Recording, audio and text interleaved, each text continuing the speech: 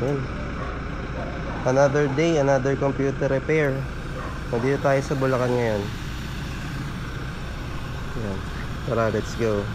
Problem ba? Ito yung problem. May power, pero no display. Oo, no display. Wala rin siyang reaction sa NAMLA caps lock. Ibig sabihin, ayaw mag-operate sa loob. So, ang gagawin natin, lilinisin, then i-check anong problema. Sige. Nakahiya yung ano. Ayan, okay na. So, ang ginawa natin, nilinis natin. So, malinis na. Ang linis natin, paintbrush blower. Nice. Okay na. So, working na din. Nilinis lang yung memory, binura. Burn test na lang. Ito, burn test. So, within 3 minutes, pag okay na, walang problema, okay na. Good to go na. Solid. Okay, tapos na guys. Pero... Masyado malaman yun. Saan lugar to? Manila ba to? Pasay? Manila pala to. Nandito na tayo. Ayan. Ang angas ng setup ni ma'am. Kita nyo? Dual monitor. Tapos may laptop. Ang CPU nasa baba. Check natin kung anong problema nito. May power naman. Working naman yung power niya. Oh, pasok naman sa Windows. So parang pupunta lang ako dito para yata kumain. So uwitin ako. Hindi ba burn test natin yan kung anong problema. Yung problema, biglang nagagarbol. Tama, nagagarbol. So, eto ba yung sinasabi mo, ma'am? Grabe.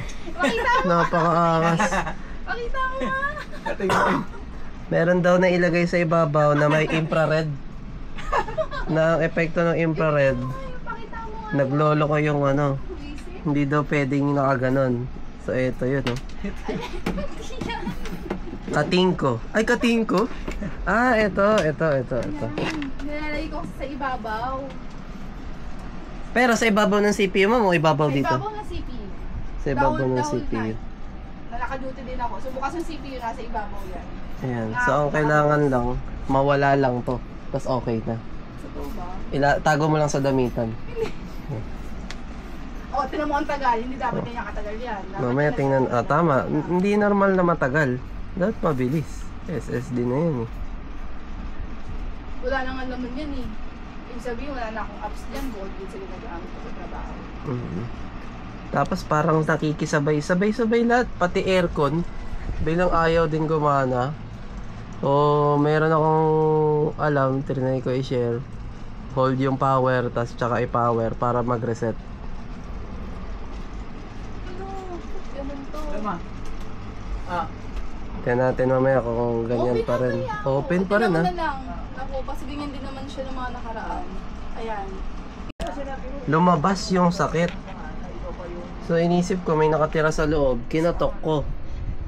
Pagkatok ko ng ganon, pero mas malakas yung katok ko kanina eh, lumabas. Then ang NAMLA caps lock, ayaw na. So anong problema niyan? Ibig sabihin may problema sa loob. Possible to may iniindang short circuit kapag ka nag-trigger or nakatok, doon nagti-trigger or naalog. Or pag matagal ginagamit, doon nagti-trigger. Solusyonan na. So ano kaya yung possible reason bakit nagaganon? Bakit bigla siya nagaganon pag nakatok? So ang nakikita kong reason dito, eto. Yan. Nakascrew siya direct. So tendency niyan, nag-ground yung board sa case. So gagawa natin yan ng solusyon. Gcash siya. Windows R A Enter. So yan, okay na. Itatry ngayon nating katokin. Kasi kinatok ko to nung nagkaganon siya. Pag kinatok ko to at nagganon ulit. Nice. Ay, sorry. Ba't ako tumatawa? Ano, okay na. So, ang gagawin natin, i-activate yung Windows. Kasi, hindi siya activated.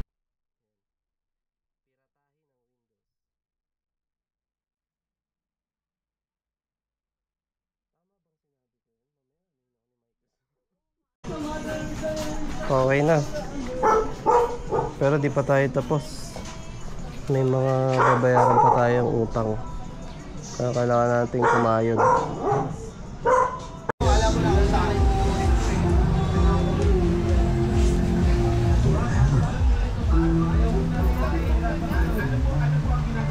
Yung problema, ang dumi oh. Linisin. Ayan. Ito yung luma. Mahal ko naman itong ano na to, TV na to. Wag lang So, naman akong TV. sige mo. Ayan yung office na lang. Sige, ay, suyusin ko. Ito lang pa. Bale, ito, 4th gen na to. Jurassic na. Kaya kahit working pa, ang decision ni customer para hindi lagi nagkakaproblema, magpalit na ng Ryzen 5 na naka B450 na motherboard. Yan, B450 na motherboard. Yan. So, yan. Solid na yan. Ryzen 5 3400GB 450 plus 8GB RAM. Kasi mouse. Ito pala yung mouse. Lipat natin yung mouse.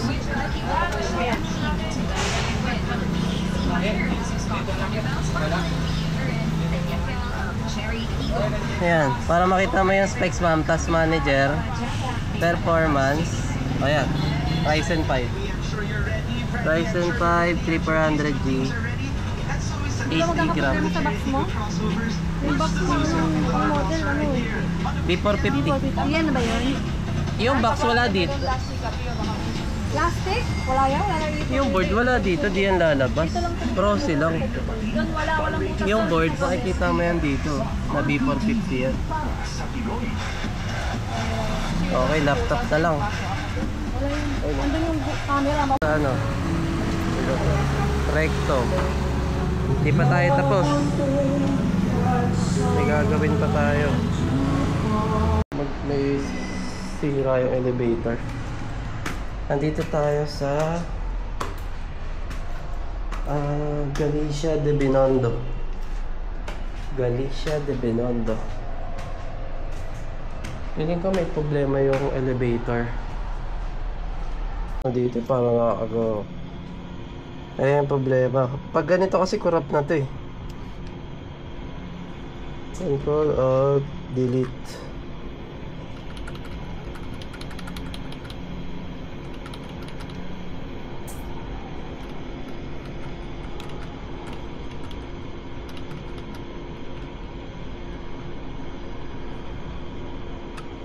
Ayaw pumunta.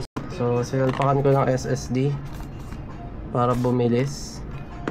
Tapos nilagyan ko ng additional memory 4GB. So, lagyan natin ng bagong Windows.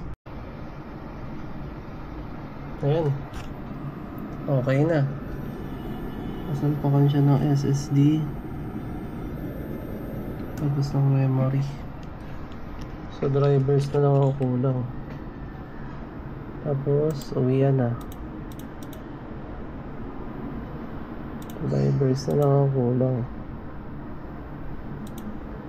Naka 6GB, naka SSD, naka hard disk. Tapos lower version na Windows 10 lang. Yan, tapos uwian na. Marami rin akong utang man. Okay na, tapos na. Uwian na. Nandito na tayo sa elevator. So, uwian na. Let's go. Ayan. Galicia de Binondo. Ayan ang pangalan ng lugar na to.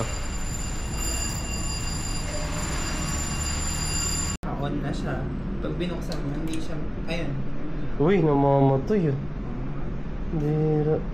Ano? Parang dumilat lang ka, pumikit din. Di ko alam kung saan yung sira, kung sa PSU ba, sa... Parang sa tao yung ano yan eh, yung inaano na. Akala ko sa tao yung sira eh. Hindi, yung kapag sa tao, pinapump na gano'n. Oo. Tapos may heartbeat na isang gano'n, no? Kakalipat ko lang, ang tingin ko, naalog to. So, dun sa dati mong work, dati mong bahay, okay yan. Paglipat dito, dun lang nag-trigger yung gano'n. Bale parang kaninang umaga kasi, nanonood pa ako, tapos naiwan ko siyang nakabukas. Pagbalik ko, pinatay ko lang saglit kasi sabi ko kanina pa nakaano. Pagbukas ko ulit dito siya ng problem. Ganun na. Ayun, solusyonan natin. Makita nyo na kung anong problema. Kita ba? So okay yung power supply.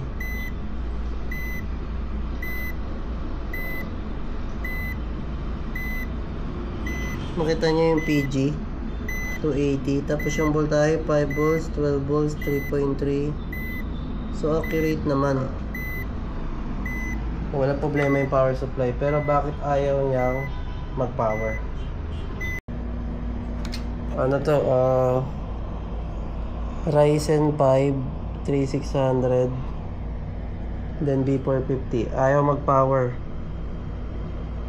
Nandito na nanggagaling yung problema. Yung motherboard no power talaga. So ang goal natin, matest yung process sa ibang board kung mag-work before bibili ng motherboard. Ayan. So bukas yan malalaman kung anong resulta.